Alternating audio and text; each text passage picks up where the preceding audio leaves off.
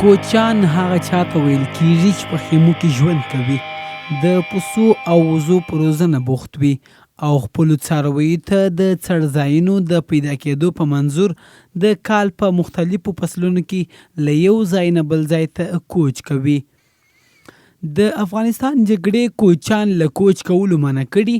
او د فقر او بېوزلۍ سره یې مخ کړي. کوچیان د کوچ او بار وړلو او راوړلو په منظور اوښان هم روزي او د ژوند ټولې اړتیاوې د څارویو د محصولاتو د خرڅلاو له لارې پوره کوي. مګر دوی وایي جنګ او جګړو یې اقتصاد دومره ضعیف کړی چې د پسو او وزو یې خلاص کړي او ښځینه یې فقر کوي.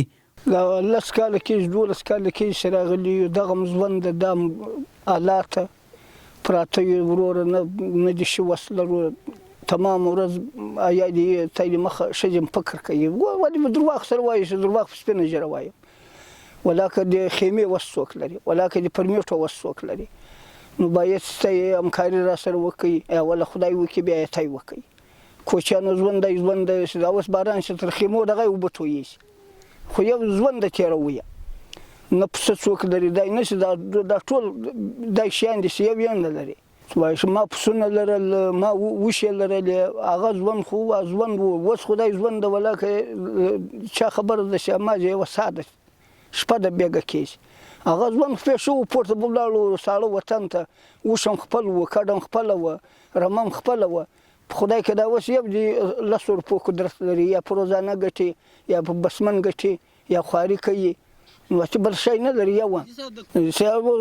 شي ډوډۍ به وي شي میوې به وي وس به لرئ ښه بیا پسونه حلال کړو چا چې وس یې لرئ مال به لرئ اوس وروره اختر یې ډوډۍ وریځه مریځه پخه کړو یو ډوډۍ تیاره کړو هغه وخورو یا چې بس خلاص هر سړی په خپله تړه منډې وایي نه دا شته چې یو شی راوړله دا وکړه یو کریب که راشي ژوند اوس ډېر ستړی ده ډېر دا ستړی دی چې د کوچیانو غوندې ژوند ډېر ستړی دی. اوس مالداران کښته ځي ګرمسیر ته ځي ناوې ته ځي چې د آبادۍ وطن او دا کوچیان چې دي دا ځای په ځای پراته دي نه چیرې کډه والی شي نه تللی شي نه تګ ده چې اوس دا ته جنګ ټکا شي دومره دی به ماجي دا خپل ادمیان باشي بالا د کالو قدرت نه لري نه ټکټر لري نه موټر لري نه شی لري چې مجبوره ده پروت به یو نفر به باشي. ځواني دا ځواني خو درته وایم چې کډې به مو والې وشې به مو وې کډې به مو والې دغه جا به ولاړو سیابند ته سیابند به رالو دلې هلمند ته یا کندهار ته اوس دا 10 کاله کېږي نه م کډه به ولیده نه د شي وس لرو نه د موټر وس لرو نه د ټکټر وس لرو چې د خدای درته پراته وي دا سرې ګرمیو ته دا د وچکالۍ شوې دا وچکالۍ شوې یا چې د دنیا خلاصه سوه ختمه سوه بل ځای وروره د حالاتونه سره خراب شول یا چې به نه بازار ته ورتلی شوی هغه پروا نه ده نه به بازار ته ورتلی شوی سارا ته به ورلی دغو جې په پازاب وي بازار ته به رالی دغو جې په پازاب وي دا ستونزې چې دنیا خلاص شوله وروره حلالو یې خلاص کړو اوښ یې ولاړې میږ یې ولاړې چا ټکټر دي هغه اوس هم کډې وي یا میږې دي سینې لري هغه یا چې دلته پراته دي. هلمند ولایت کې اوسېدونکي کوچي راته د خپل ځواني کیسه وکړه چې مخکې به یې له یو ولایت نه بل ولایت ته کوچ کاوه رمې پسونه وزې او اوښان یې درلودله مګر اوس د کوچیتوب رنګ د جګړې پیکه کړی. دغه ناوه من کې ښه خوند ده مریض نه 2 کاله په دوه اختر دي قسم خو کما روغ ورزللی اوس نه چې به مریض لرم اوس په دواخانه چې په هغه راکوي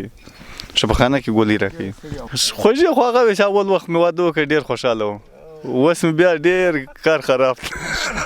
اول سړی دا حقیقت ووایي خدای کوي دنیا پکې اوس بل کړی وای ډېر طبیعت راسته کوي سړی چې یو ښه واده نه کړی بالا مې هېڅ په دنیا ارمان قسم خدای کوي یاره دا ما په کتاب سره خو ځوان ظالمان ظلم را سره نو خو نه یې راکوي نو په خدای چې قتل یې کړی وبخښي 2 3 4 مرکې قسم خدای ورغلی چې قسم یې نوم ده نه کوي نو زه څه وکړم. لومړی ځل و چې له کوچیانو سره مې د ژمي تود پیتاوي کې مجلس وکړ د کوچیانو سره ناستې او بانډار زیات خوند درلودی دوی دومره مهربان او میلمه پاله وه چې سمدستي یې راته زما د خوښې چای وایشولې او د چایو د څښلو پر مهال یې راته د خپل ژوند کیسې وکړې. یو کوچي ځوان راته د خبرو پر مهال وویل همدا مو لوی ارمان دی چې هیواد کې مو سوله راسي. مخکې مو له خپل کوچیتوب زیات خوند اخیست مګر جګړې د ژوند خوند اخیستی دی. اوس خو د ټکانو شان خو موږ وزن دالي سره غورځېدلي څوک ناشراج راغلي څوک له کومه ځای راغلي د ټکانو معنا کورونه پاتې مازې له کوچنیانه خلاص کړي نه ده او پخوا ژوند خونونه کې داسې وغه ټک ټک خونو اوس خونونه کې ټک ټک سره زیات هم بازار جنس ستړی دم وطن جنس ستړی دم سارا جنس ستړی دم دشت جنس ستړی ده په لاس سره زغلي ورور سره خپل ځان پناه کوي نه ده وردا شو وطن ته د خیر سره اول خو د مالداري کم کو مقصد سه پسونه مالی راته او اوس خو د مالداري واره باندې تیر صدا کو خپل بچانم د ټکانو د مینو د جنگو د خوسه بس باندې کم خوندې کوم رويس بالام دغه فائدہ د پسو واره باندې تیر سو اګټو نه اګټو بلاله سره نه بس دغه د ورور دغه ماشين د خپل پسونه ګورم مقصد ملت یو بوله یو برتر وسته کاغه مله ودرېدل نه ده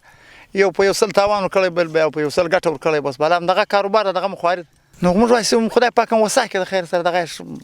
بهتر به دغه کاری او خدای وساکه د اسلام ګرد خدای په قرار کې بس دغه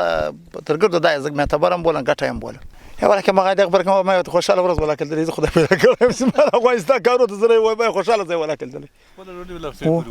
خوشاله باغې سي مقصد یو ځکه ولري یو خپل زمين ولري یو ټکو ټک نه او یو اسلام په قرار نو بسله وای زه به خوشاله سنو په افغانستان کې ته د خوشاله ورځ ولې نن ورځ ولاده خوشاله دراس خوشاله خو نست سار وخت اکشن د خپل منځ د سیوکه بالا دغه پسونه بس لرګي دروخه به ګوره بس روانس بل خوار نست لا یو غنج منج ګوره سمانه اوس به بصور ولا مې چای پر میټ باندې راولم هغه لار هغه لار خو داسې تی ویني به یو لشکرکا بازار ما خو دوری وجه کمربند مینونه دي دوری وجه کمربند مینونه لار نست هغه پسې ورول کوم غنځ ته هغه په دې بیر سغوري څنګه نه بیر په خوا معنا په لزر خرڅه د وسې 15000 غوړي د کوچانو سره د افغانستان ټول وګړي د جنگ څخه سر ټکوي چې همیشه د سولې د راتګ په تمه دي